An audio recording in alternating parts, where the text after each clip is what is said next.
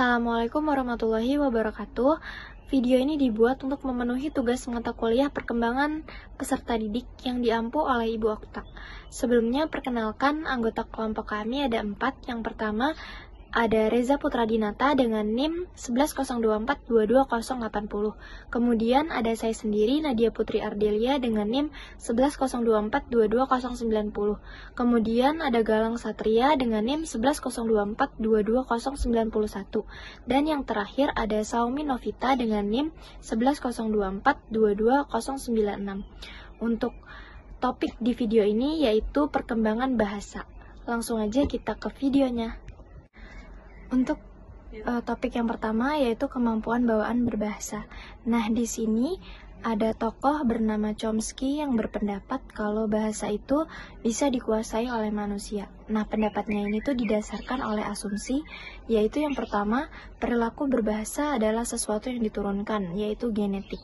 Kemudian yang kedua, bahasa ini bisa dikuasai dalam waktu yang singkat, karena contohnya tuh seperti anak yang baru berusia 4 tahun itu omongannya udah seperti orang dewasa. Kemudian yang ketiga, lingkungan. Bahasa si anak tidak bisa menyediakan data secukupnya bagi penguasaan tata bahasa yang rumit dari orang dewasa. Kemudian menurut Chomsky juga, anak ini dibekali alat pemerolehan bahasa atau Language Acquisition Device atau LED. Alat ini tuh merupakan pemberian biologis yang sudah diprogramkan untuk merinci butir-butir yang mungkin dari suatu tata bahasa. Nah, LED ini dianggap sebagai bagian fisiologis dari otak yang khusus untuk memperoleh atau memproses bahasanya itu sendiri dan gak punya kaitan apa-apa dengan kemampuan kognitif lainnya. Nah, lalu untuk membuktikan kata-kata Chomsky tadi, bertahun-tahun para ahli bahasa dan para singolinguistik berhasil mengumpulkan banyak bukti yang mendukung anggapan Chomsky ini. Yang pertama yaitu anak-anak dari berbagai budaya mengalami tahap perkembangan bahasa serupa. Contohnya tuh kayak mereka sering menggunakan kalimat negatif dengan membubuhkan kata-kata not atau no pada awal atau akhir kalimat yang mereka gunakan. Kemudian yang kedua, anak-anak menggunakan kata-kata dalam susunan yang tidak digunakan orang dewasa. Nah, dalam menyingkat kalimat orang tuanya ini biasanya disebut dengan overregulasi. Nah, soalnya ada banyak kekeliruan di sini. Kemudian yang ketiga, orang tua tidak secara konsisten memperbaiki keliruan tata bahasa anak. Meskipun demikian, anak-anak tetap belajar bicara dan memberi isyarat dengan benar. Nah, penjelasan tentang penguasaan bahasa ini biasanya ada sistem reward kalau dia benar, terus ada juga sistem punishment-nya. Kemudian yang selanjutnya, anak-anak yang tidak terbiasa dengan bahasa orang dewasa akan menemukan bahasa mereka sendiri. Dan yang terakhir, bayi berusia 7 bulan dapat menyimpulkan tata bahasa sederhana melalui serangkaian bunyi. Soalnya kayak biasanya bayi berkali-kali dihadapkan pada bahasa buatan menggunakan pola aba, misalnya G3 sampai mereka menjadi bosan. Setelah tadi materi yang saya bawakan yaitu kemampuan bawaan berbahasa. Untuk materi selanjutnya akan dijelaskan oleh teman saya.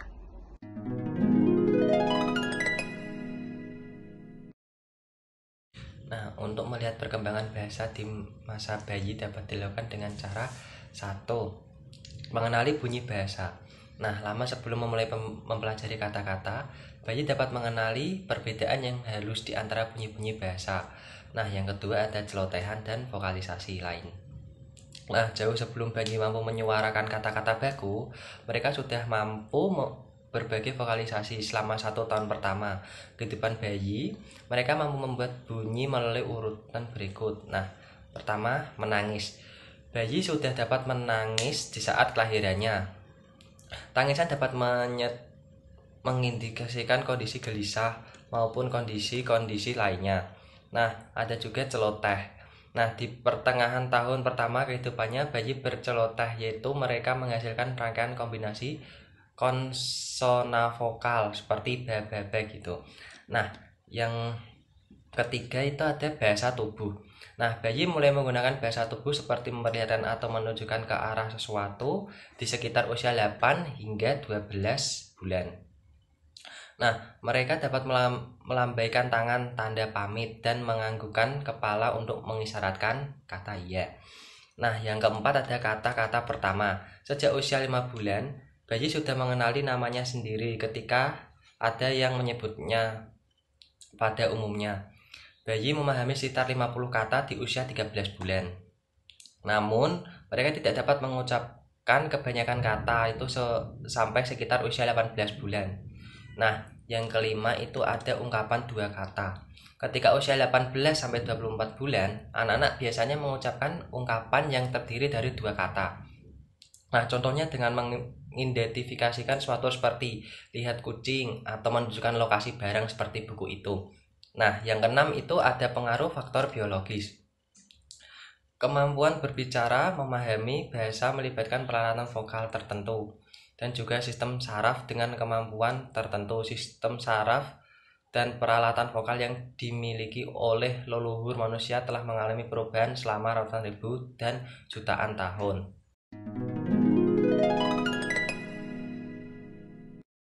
Perkembangan bahasa kanak-kanak awal sampai akhir itu bagaimana?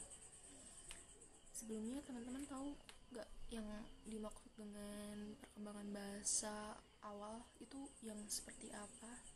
Baik, akan aku jelasin aja ya teman-teman. Seperti yang kita ketahui, bahwasanya perkembangan pada awal kanak-kanak sampai akhir itu harus meliputi pemahaman kata-kata atau struktur berbahasa yang baik dan benar. Ada sintaksis. Nah, sintaksis ini biasanya pada anak usia 18 bulan atau 2 tahun kurang ya teman-teman. Nah, pada awalnya itu anak sudah bisa mengucapkan 2 kata seperti ma, pa, bola, seperti itu. Tapi masih belum jelas ya, masih samar-samar gitu, tapi udah bisa berkata-kata. Nah, sintaksis ini merupakan jalinan intonasi yang diucapkan, yang dilontarkan anak-anak pada usia 18 bulan atau 2 tahun kurang ini. Nah, perkembangan memperoleh sintaksis meningkat pesat biasanya itu di umur sebelum 2 tahun ya, seperti tadi 18 bulan atau 2 tahun lebih, hampir 3 tahun ya teman-teman. Itu anak udah bisa jelas ngomong, udah intonasinya udah. Ketiga ada morfologi. Nah, periode ini merupakan perkembangan yang ditandai dengan meningkatkan panjang ucapan rata-rata pada anak, kayak bisa jelas panjang gitu intonasinya. Biasanya pada usia 18 bulan sampai 5 tahun. Perkembangan pada usia akhir kanak-kanak yaitu 12 tahun. Pada tahapan ini merupakan tahapan operasional formal. Pada tahapan ini juga anak memiliki keterampilan berbahasa yang lebih kompleks dan mampu menggunakan bahasanya dengan baik dan benar, lebih jelas ngobrolnya, lebih jelas mengungkapkan apa yang dia inginkan dengan bahasanya. Anak juga dapat menggunakan bahasa untuk berpikir kritis dan memecahkan suatu masalah.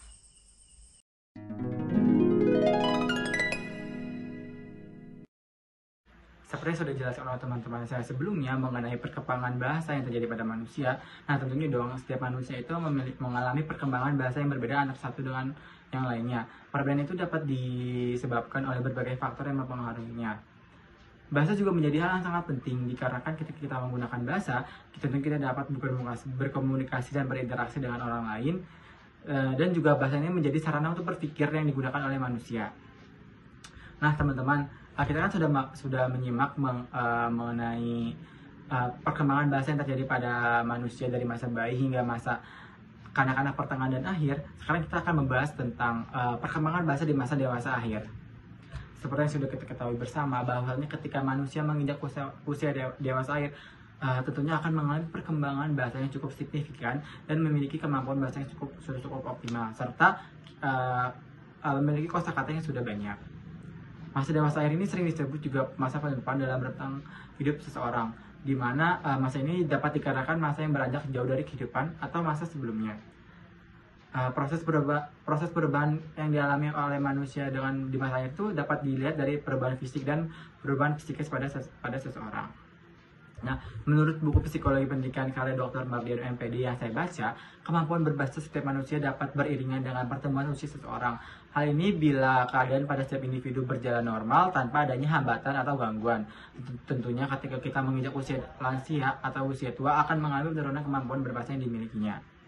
Ketika bertambahnya usia, setiap individu manusia tentunya memiliki pembedaran kata yang erat kaitannya dengan pertumbuhan usia. Nah, semakin bertambahnya usia tentunya semakin juga bertambah pembedaran kata yang dimilikinya. Seperti halnya ketika masa kanak-kanak dan usia remaja akan mengalami perkembangan bahasa yang cukup optimal dan begitu cepat dan cenderung lebih cepat memahami kata-kata yang baru dikuasainya. Lain halnya ketika kita menginjak usia dewasa, akhir mulai terdapat tanda-tanda adanya kemunduran dalam berbahasa. Seperti contohnya saat menginjak usia lanjut usia akan mengalami berbagai masalah yang dapat mempengaruhi kemampuan berbahasa. Nah, masalah ini itu contohnya itu kayak seperti masalah pendengaran yang dapat mempengaruhi ketika kita mendengarkan suara percakapan dalam konteks tertentu. Jadi ketika kita masa tua atau dewasa ini, ketika kita mengalami gangguan, kita juga akan mengalami penurunan bahasa kita gitu. Nah, selanjutnya cara bicara seorang dewasa lanjut usia itu biasanya volumenya lebih rendah, terus tidak teraktualisasi dengan tepat dan tidak begitu lancar atau lebih banyak jeda dan pengulangan dan koreksi. Nah, terlepas dari perbedaan usia, keterampilan berbicara seorang dewasa lanjut usia masih memadai untuk berkomunikasi sehari-hari. Faktor-faktor non-bahasa dapat merupakan faktor-faktor yang menyebabkan kemunduran keterampilan bahasa pada orang-orang lanjut usia.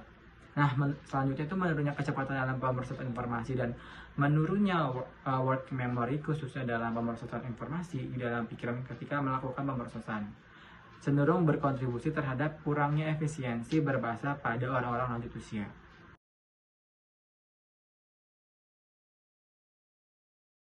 Perkembangan bahasa itu erat kaitannya dengan implikasi terhadap pendidikan. Ketika kita menguasai bahasa, pastinya kita akan menjadi mudah untuk belajar dan bahasa itu memiliki pengaruh yang kuat terhadap pendidikan. Nah, bagaimana sih implikasi perkembangan bahasa bagi pendidikan? Menurut Chomsky, dari yang saya baca, menurut Chomsky menyatakan bahwa anak belajar sistem gramatis yang luas dan rumit hampir-hampir dengan cara mereka sendiri. Yang mereka butuhkan hanyalah mendengar bahasa yang diucapkan. Kemudian mereka akan menguasainya tanpa program pelatihan apapun. Hal itu dapat terjadi pada anak-anak yang hidup di lingkungan kumuh atau anak kelas menengah di pinggiran kota. Mereka tuh cenderung mempelajari bahasa di jalanan atau di pinggir-pinggir atau di lingkungan kumuh itu tanpa siapapun yang memperhatikan atau ada guru yang memperhatikan kemajuan mereka. Bahkan anak-anak imigran di lingkungan bawah tuh cenderung berhasil menguasai bukan hanya satu bahasa, melainkan dua bahasa yang mereka kuasai. Nah, selain itu tuh, karena Chomsky percaya anak belajar secara spontan, dia pun tidak mengusulkan metode instruksional baru. Guru yang mengakui pencapaian linguistik anak akan menjadi betapa bodohnya untuk terus menyoroti kelemahan anak berbahasa, apapun kekurangan bahasa mereka. Nah, ini tuh masih terlalu kecil jika dibandingkan penguasaan mereka terhadap sistem gramatika yang kompleks. Secara umum, pelajaran yang bisa dipetik dari Chomsky adalah karena anak bisa menguasai sendiri sistem aturan gramatika yang rumit, mestinya kita harus menghormati upaya independen mereka itu. Semangat cangkok jika kita berusaha untuk menstrukturkan cara anak belajar, karena hal semacam ini hanya akan membuat mereka kehilangan rasa percaya diri dan intuisi. Meskipun baik berbicara kepada anak dengan cara-cara yang mereka rasa itu menyenangkan, namun kita juga perlu sampai merusak keyakinan atau menghina pencapaian mereka. Itulah tadi penjelasan video perkembangan bahasa anak untuk memenuhi tugas mata kuliah perkembangan peserta didik dari kelompok 8. Kurang lebihnya mohon maaf. Wassalamualaikum warahmatullahi wabarakatuh.